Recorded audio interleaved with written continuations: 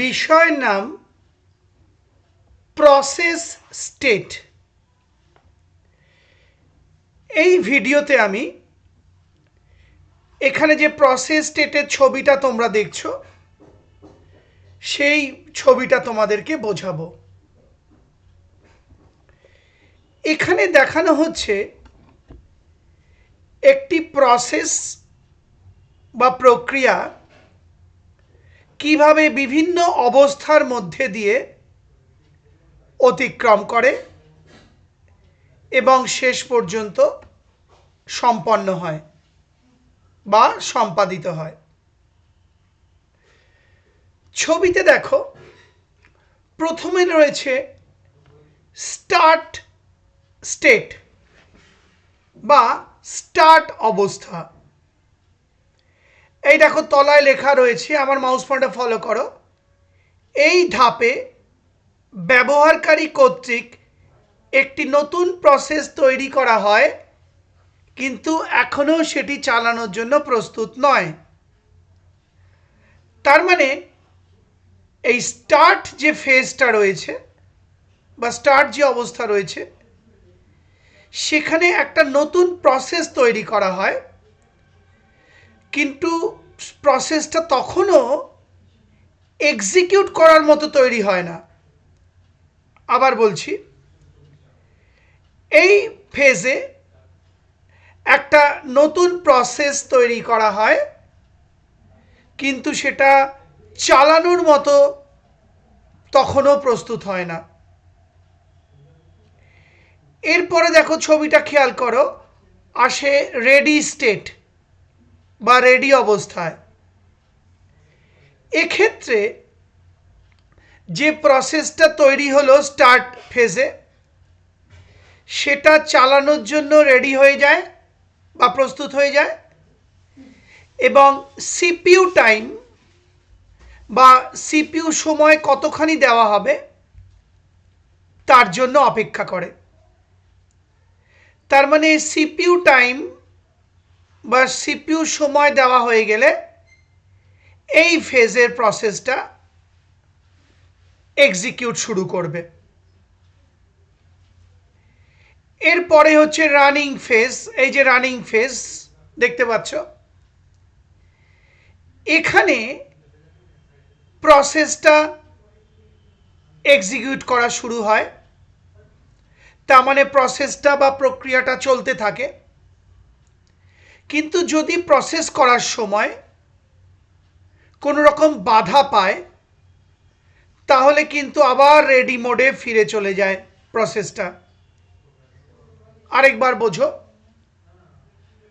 Running যে ফেজটা বা running যে স্টেটটা চলছে বা অবস্থা চলছে, এই অবস্থায় প্রসেসটা এক্সিকিউট হতে থাকে বা চালিত হতে থাকে, কিন্তু চালনার সময় বা প্রসেসটা করার সময় এই ফেজে যদি কোনো সমস্যার সৃষ্টি হয় বা প্রসেসটা বাধা পায়, তাহলে আবার প্রসেসটা রেডি মোডে ফিরে যায়। কিছুক্ষণ রানিং মোডে অপেক্ষা করে, যদি দেখে কার্য করার সময়টি শেষ হয়ে গেছে, তখন প্রসেসটি বাধা পেয়ে আবার রেডি মোডে ফিরে যায়। তার মানে আবার প্রসেসটি রেডি মোড থেকে শুরু হতে থাকে। তাহলে রানিং মোড বুঝতে পারলে, এখানে প্রসেসটি চলে, কিন্তু চলার সময় কোনো বাধাপ্রাপ্ত হলে আবার রেডি মোডে ফিরে যায়। মাঝখানে আরেকটা ফেজ থাকে বা অবস্থা থাকে, এই যে ওয়েট ফেজ। আমার মাউস পয়েন্টারটা খেয়াল করো, আমি ঘোরাচ্ছি।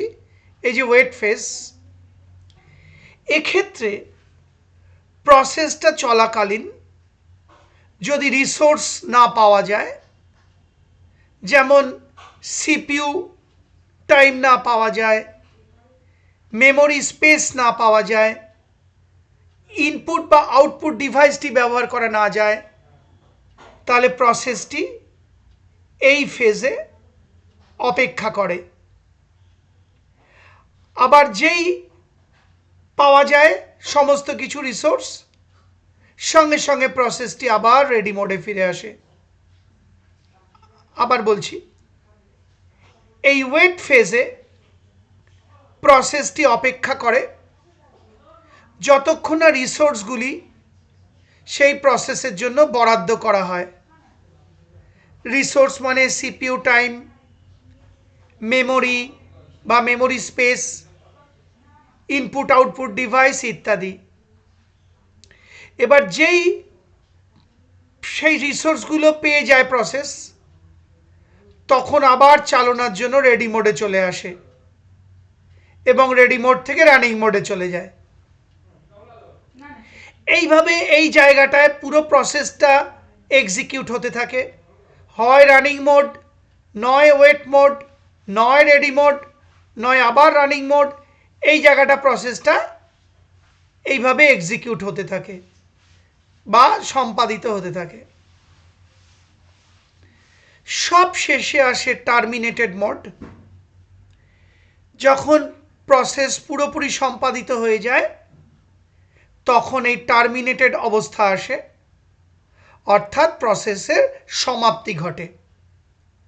তার মানে প্রসেস সম্পূর্ণভাবে চালিত হয়ে গেল, তখন এই অবস্থাটি চলে আসে, টার্মিনেটেড মোড বা সমাপ্তি মোড। আবার বলছি, মনে রেখো, প্রসেস সম্পূর্ণভাবে সমাপ্তি হলে তখনই এই অবস্থাটায় চলে আসে। এইভাবে বিভিন্ন ফেজের মাধ্যমে পুরো প্রসেসটি সম্পূর্ণ হয়, অর্থাৎ স্টার্ট অবস্থা, রেডি অবস্থা, রানিং অবস্থা, মাঝখানে থাকে ওয়েট অবস্থা, আবার রেডি অবস্থা, রানিং অবস্থা। এইসব বিভিন্ন অবস্থার মধ্যে দিয়ে গিয়ে প্রসেস শেষ হয়ে টার্মিনেটেড অবস্থায় পৌঁছে যায়। এইভাবে কোনো একটি প্রসেস অপারেটিং সিস্টেমের মাধ্যমে সম্পাদিত হয়। আশা করি বুঝতে পারলে। সেই সঙ্গে আমার এই ভিডিওটি, অর্থাৎ প্রসেস স্টেট বিষয়ের ছবিটি বুঝিয়ে ভিডিওটি শেষ হলো।